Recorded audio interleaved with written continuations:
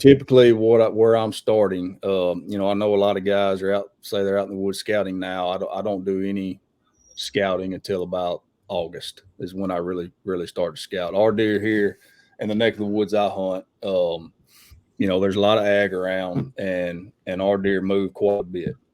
Um, but typically, what I like to do, and this is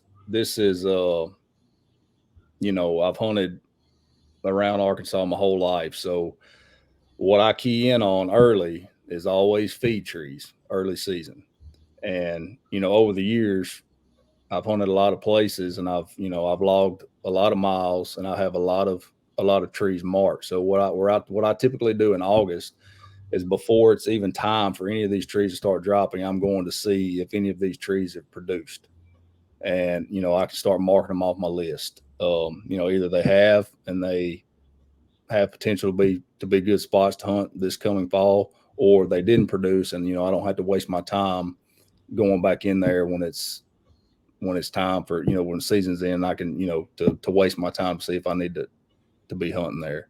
So here where I'm at, it's persimmons, honey locusts, and water oaks early season. That's kind of what I'm keying in on from the get go. So I just kind of find the trees that have produced, and I do utilize trail cameras where I'm allowed to.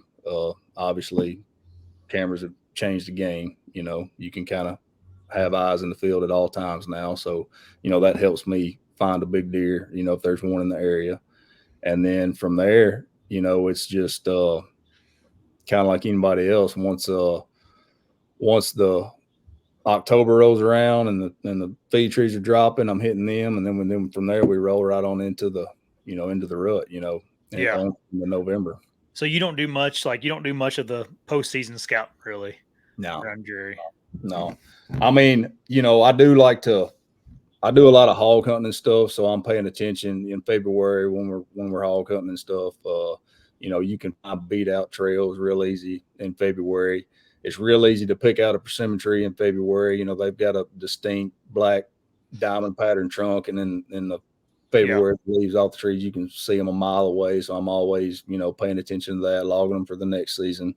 Um, Obviously after the winter rains, you can find beat down trails and stuff. Always make sure to mark them for the future. But really, I do more in season scouting than I guess post season scouting.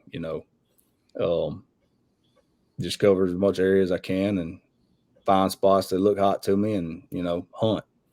I spend a lot of time, a lot of time in the tree too. I know a lot of people want to come up with all these crazy strategies to get on these deer, and I mean, just man, just time in the stand. Just the more time you're out there, you just your chances are a lot better to, even if you're not doing the right thing. An opportunity may present itself.